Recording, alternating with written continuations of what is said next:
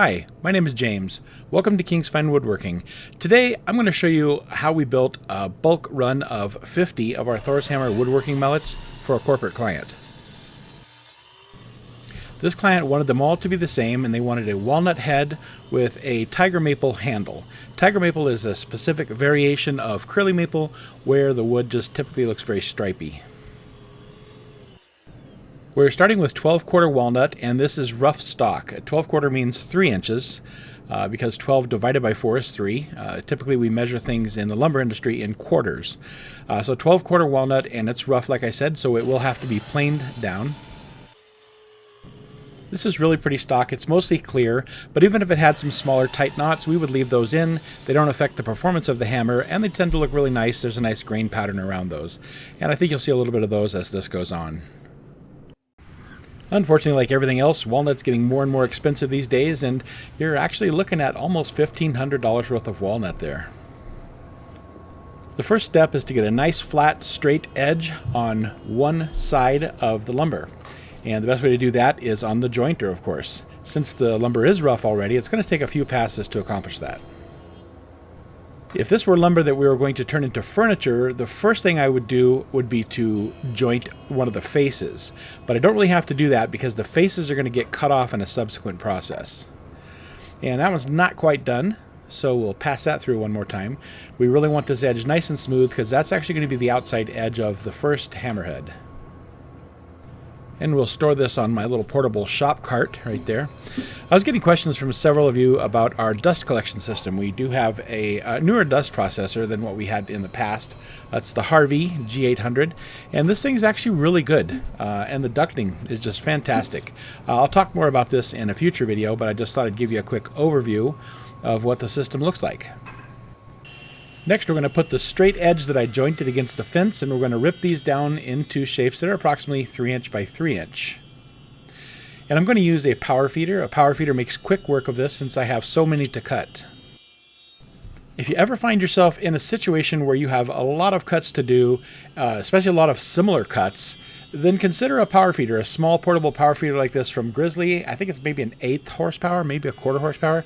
It's not a ton of money, and MagSwitch makes a little magnetic kit that this will bolt to that, and it'll just go anywhere on your table saw. When you're done, you just unhook it and set it down on the ground. It takes like 10 seconds to set it up and 10 seconds to take it off when you're done, but it sure makes life easy if you've got a lot of things to cut. It also really enhances safety. Whenever you do work on the table saw, or any tool for that matter, if you have a lot of repetitive cuts, safety sometimes becomes an issue because you get a little bit lax in what you're doing, and that can be an issue. So it's not really a problem with a power feeder because the power feeder is really blocking you from the blade. Your hand really can't get under there, so it's pretty safe. Now we're just doing the final rip to get these things ripped down to perfect squares before I take them over to the chop saw and cut them to the correct length. There's a good side view of what this process looks like. And the wheels just pull that thing through, so I don't have to do a whole lot of work.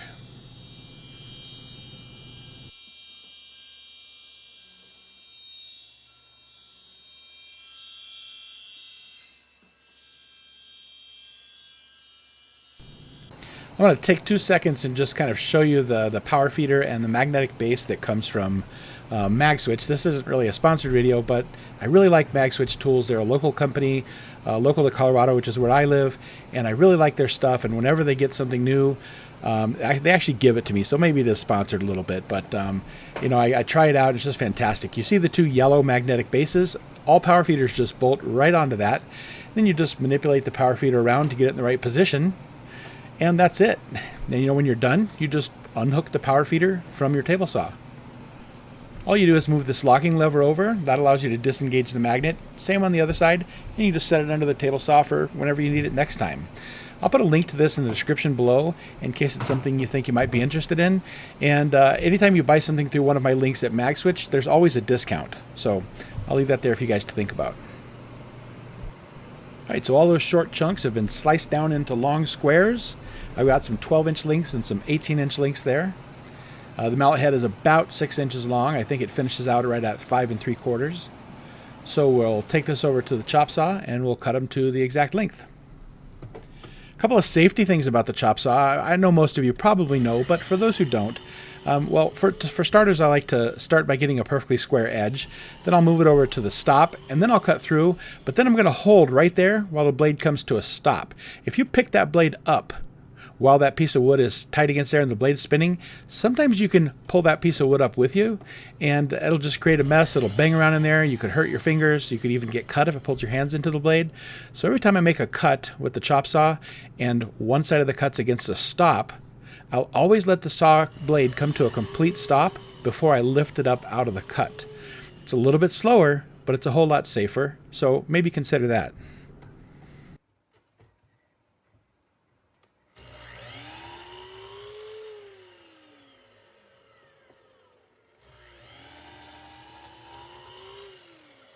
Now that same rule doesn't really apply when your hand is on the right side of the blade and your hand's on the side of the blade where the stop is, because you're holding it down. So the blade can be spinning when you lift it up there because it's not going to be able to pull that piece up, the piece that's stuck between the stop and the blade. So it doesn't really apply on that side. But on the other side, it's pretty important. And there we have it. We've chopped all those down to length. So now the next thing is I have to put the Thor's hammer shape on the ends of these. This is a cut that we make, and I'll just tell you, in case you want to make one of these, this is an 8-degree cut. I have taken one of my crosscut sleds. This is a mini crosscut sled. I've got a video that shows how to make these sleds. If you're interested, you can go check that out. And there's even free plans for it if you want. But I've modified it to hold this piece of wood in place so that I can make these cuts really fast and really safe. I used to just kind of hold that block of wood and pass it through over the beside the fence and over the blade. I'd hold it pretty securely, and I felt confident, but I started thinking a lot of people, were nervous by that, and so I've built a little jig system that kind of holds it in place. And here again, safety is important if you're going to do these things in bulk. So that gets those things cut pretty quickly. 8 cuts, but it just takes a couple of minutes per hammerhead. Now these pieces that get cut off, I'm going to save these, because when the handle goes into the head, I need to drive this, that's the tenon part, I need to drive this wedge into the tenon to kind of lock the handle in.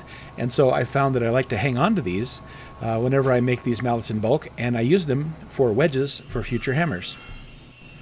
So now I've got the 8-degree cuts on the ends of all of the hammerheads, and it's now time to go ahead and mark the center point so that I know where to drill the hole, the mortise in the hammerhead, where for where the tenon of the handle is going to go through. And my wife Rupa is doing this for me. The whole shop, I'm sure you know by now if you've seen our videos before, but our whole family pitches in. My wife Rupa normally films everything. I've took the camera here and I'm filming this part. That's why it's such a horrible job of filming. But my daughters help turn. Rupa films everything, and then we all just kind of pitch in for various aspects of the build. So I like to get a good mark, good dent in it there, so I know where I'm going to drill that hole. And then I can go ahead and sand it fully, and that dent is still there for when I'm ready to drill the hole. And there they are. There's all of them, all complete. It's a 50 hammerhead build, but I typically build about 60 or 70. I like to get a good surplus in case I mess a couple up, and then usually people want to have some. So now I've got to turn my attention to the handles. The handles are tiger maple. That's what this is here. And you might wonder when I'm cutting with this chop saw, another tip here, is I'm making multiple slow passes through the chop saw. This makes it a little easier on the chop saw, but also prevents a lot of bad tear out from happening on the top. If I plunge through it once, it would tear out. All right, so there's all of those boards cut down. And once again, I've cut them into strips, and I'm going to use the power feeder. It just took a minute to put the power feeder back up here. And I'll rip them all to perfect squares. I like to rip these down to about 1.5 by 1.5 or 1 5/8 by 1 5/8 squares before we take them over and turn them. And there those are, and there's about 70 of those too. I like to have a little more than what's required for the job. We turn some extras because inevitably I'll mess one or two up, and then friends and family, or if I have extras, I'll put them on Facebook, and I'm going to do that here too, or put them, mention to you guys that I'll sell the extras when I'm done. And my daughter Rima is going to turn these.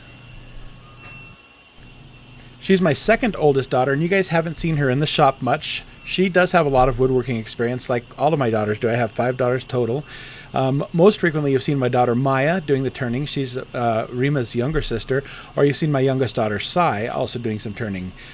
Maya got a good job and had to move out of state for that job, so unfortunately she's not here, and Sai is out visiting her in Nebraska for the semester. So Rima stepped up and said she'd come and turn these for us, and that's helped us out a lot. So these are pretty straightforward to turn. She gets it round first. That's important. And then she'll mark the locations that have to be turned down a little more specifically, like the bell that goes at the end of the hammer is a certain distance away, and the tenon on the handle that has to be inserted into the head. And then she can start the motor back up and get that mark all the way around, drawn in. And with a parting tool, it's a good way to go ahead and identify this location exactly.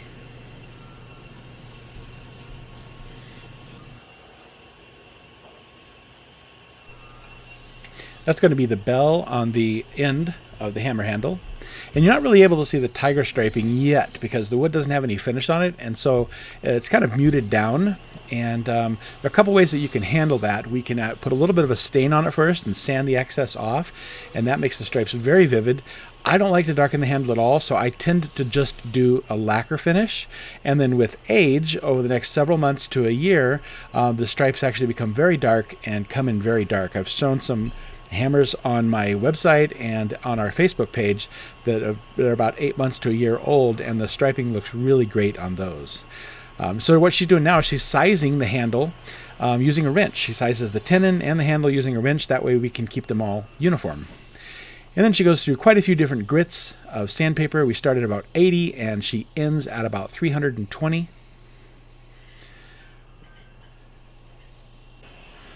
And then when she's done with that part, she will go to a wax. This is a buffing compound, and it's kind of wax-based. And it'll fill any really small voids or errors or imperfections in the surface. And it gives it a little bit of a polish and just kind of helps smooth it up really well. We do sand this off before we put our finish on the hammer at the end. But it kind of gives us a good idea of what it's all going to look like, and we can make sure that there are no errors in the sanding work that has been done up till this point. And there it is. There's a turned handle, and she's satisfied with her work. And there is all of the turned handles. Okay, now we're going to jump to the next step in the head making process. I'm using my bandsaw to cut each of the corners off at 45 degrees. And I've got a little mag switch featherboard there, which is just held magnetically to kind of keep this positioned up tight against the fence. And that's real simple to do. We do that on all the pieces, and then we can progress to the sanding. The first thing I like to do is to hit the top corner there of that 8-degree cut because it's a little bit sharp. And then I can go through and hit all of the surfaces, all the faces, and all the edges. And for me, it works easier when the piece I'm sanding is fairly small, just to turn the sander upside down. And you can see the difference between a sanded one versus a non-sanded one. It's fairly rough where that bandsaw cut was, but it gets smoothed out really fast with the sander. All right, so now we're going to do the assembly. I didn't show cutting that slot in the tenon, but you can imagine that's pretty simple on the bandsaw. So I like to apply glue on both surfaces. We'll put it inside of the hammerhead, and we'll put it on the tenon as well, just to make sure we have good contact everywhere. And then we'll put it together. And we want to make sure that we turn that slot to be perpendicular to the long axis of the hammer, of the hammerhead there. Gives it the most strength. We put some glue down in there, and then I soak the wedge in glue all the way around, and then we'll drive the wedge down inside of there. It'll push some glue forward with it, and it's got glue on it nicely. And then we'll just drive that wedge all the way home. Depending on the species, sometimes you can't drive it all the way down. We just drive it kind of as far as we can. And then we'll bang it a couple times to make sure it's absolutely seated. And then we'll clean all of the excess glue off. We're going to go through some sanding once that dries and make sure that all the glue comes off.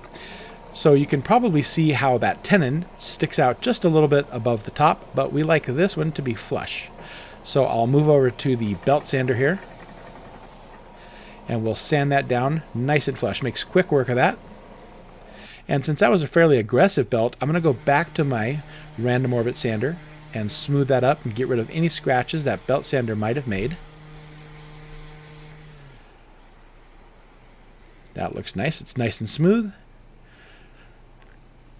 And then the final step before any finish is I do 320 by hand over the entire hammer.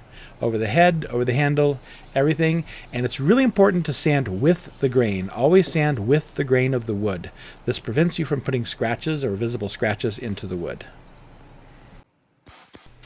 Once that's done, I like to use compressed air to blow the excess dust off of the hammer, out of the grain, everywhere, and then we'll do a close visual inspection and make sure that there are no scratches. It still needs sanding. Once that's done, we jump to the lacquer. The lacquer is a very complicated process for us. Well, it's not complicated. It's a multi-step process, let's say that. I do very, very thin coats. We typically do 5 or 6 very thin coats, and then I let it dry on the head, then I do the handle, and then I'll come back after the first coat and I start with 1000 grit paper.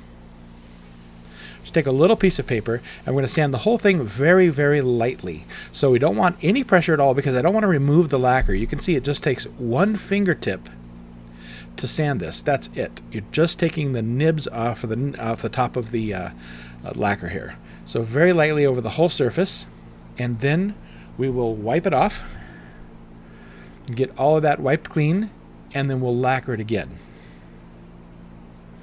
Once it's clean and there's nothing on there, if we need to, we go back to the air, and we're going to do the same thing. And we're going to do this 3 more times, sanding with 1000 grit each time in between. Lacquer the head first, let it dry, then lacquer the handle, let it dry, then sand, and keep repeating. When we have all 4 coats, 3 or 4 coats of that done, then we're going to move to the last step, which is 2000 grit, and we're going to go even lighter here over the whole surface of the hammer. And this polishes up so that it actually feels really smooth, almost like glass, and it almost has the feeling of the wood. It doesn't really feel like a plastic layer. It feels and looks like wood, even though there's 5 coats of lacquer on here. When I'm done with that, we'll take a tack cloth. This is a tack cloth that is soaked in wax, and we'll wipe off all the dust, and naturally it imparts a little bit of wax to the surface of the wood. Then we'll take a clean cotton cloth and we'll buff that wax off completely. And once that's done, we have a perfectly smooth, perfectly clean, really nice feeling finish. It takes us about 2 to 3 days total to do this with the time allowed in between.